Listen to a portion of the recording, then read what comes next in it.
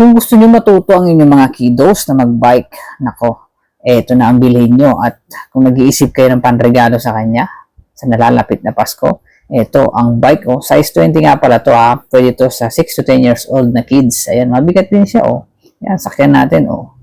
Parang pwede nga rin to sa adults, eh. Basta bombahan nyo lang na maayos yung, yung gulong niya. Para kayang-kaya. O, ayan, oh. Bike din, oh.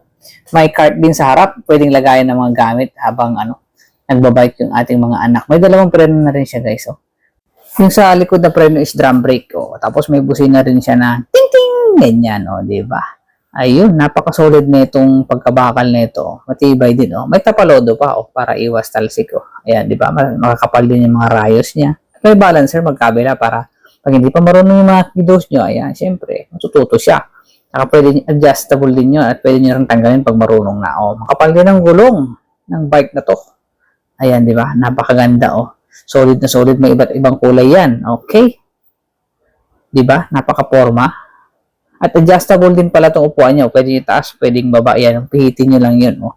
Di ba? Okay. Meron din pala dyan sa basket natin, pag size 12, 2 to 4 years old ang pwedeng gumamit. Pagka size 16 naman, 4 to 6 years old, di ba? Oh, solid ang manubela niya, oh.